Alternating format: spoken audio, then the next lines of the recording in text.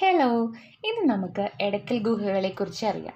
കേരളത്തിലെ വയനാട് ജില്ലയിലെ സുൽത്താൻ ബത്തേരിക്കടുത്തുള്ള പശ്ചിമഘട്ടവും പൂർവ്വഘട്ടവും കൂടിച്ചേരുന്ന ഭാഗമായ അമ്പുകുത്തി മലയിലെ രണ്ട് പ്രകൃതിജന്യമായ ഗുഹകളാണ് എടക്കൽ ഗുഹകൾ എന്നറിയപ്പെടുന്നത്.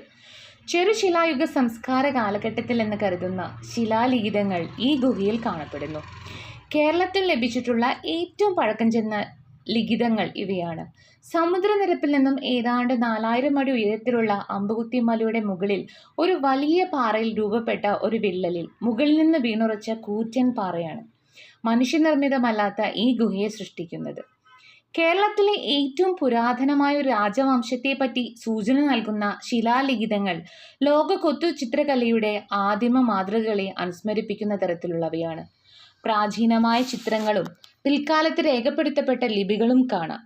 പാറകൾക്കിടയിലെ അഥവാ പാറയുടെ നടുവിലുണ്ടായ വിള്ളലിൽ ഇടയിലേക്ക് മുകളിൽ നിന്ന് വീണുകിടക്കുന്ന ഒരു വലിയ കല്ലാണ് ഇങ്ങനൊരു പേര് വരാൻ കാരണം.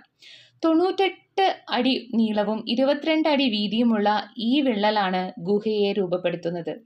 ഇതിന് 30 അടിയോളം ഉയരമുണ്ട്. 1901 മലബാറിലെ ജില്ലാ പോലീസ് സൂപ്രണ്ടായിരുന്ന എഫ് ഫോസറ്റാണ് ദക്ഷിണേന്ത്യൻ ചിത്രരചനയിൽ വഴിത്തിരിവുണ്ടാക്കിയ എടക്കൽ ഗുഹകളെ ലോകശ്രദ്ധയിലേക്ക് കൊണ്ടുവന്നത്. ആദിമവാസികളായ മുള്ളുക്കുറുമരുടെയും പണിയരുടെയും സഹായത്തോടെ കാട് വെട്ടി വഴിയുണ്ടാക്കിയാണ് അദ്ദേഹം ഇവിടേക്ക് എത്തിയത്. ഫോസറ്റ് അക്കാലത്ത് നിരവധി തവണ ഗുഹകളെപ്പറ്റി പഠനം നടത്തുകയുണ്ടായി.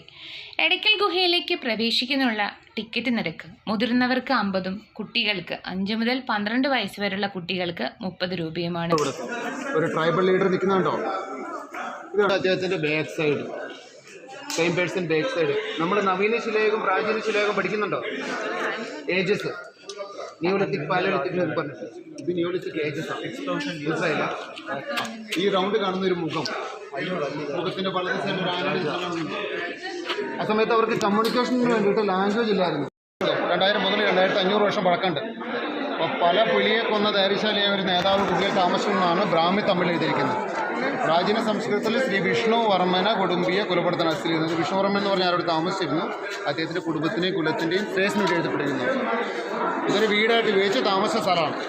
ഓക്കെ, അപ്പോൾ മഴ പെയ്യുമ്പോൾ അവിടെ ഒരു കുഴിയുടെ അതുകൂടെ വെള്ളം പോയിക്കൊണ്ടിരിക്കും. അതുകൊണ്ടാണ് അവർക്ക് വീടായിട്ട് ഉപയോഗിച്ച് താമസിച്ച സ്ഥലം. ഓക്കെ, അപ്പോൾ നമുക്കിനി അവിടെ ഒരു കട്ടിങ് കാണാനും കൂടിയുണ്ട്. അപ്പോൾ വീഡിയോ എല്ലാവർക്കും ഇഷ്ടമായി എന്ന് വിചാരിക്കണം. വീഡിയോ ഇഷ്ടപ്പെട്ടാൽ നിങ്ങൾ എൻ്റെ ചാനൽ സബ്സ്ക്രൈബ് ചെയ്യാനും വീഡിയോയ്ക്ക് ലൈക്ക് ചെയ്യാനും കമൻറ്റ് ചെയ്യാനും മറക്കരുത്. അടുത്ത വീഡിയോ ആയിട്ട് ഉടനെ വരുന്നതാണ്. ബൈ.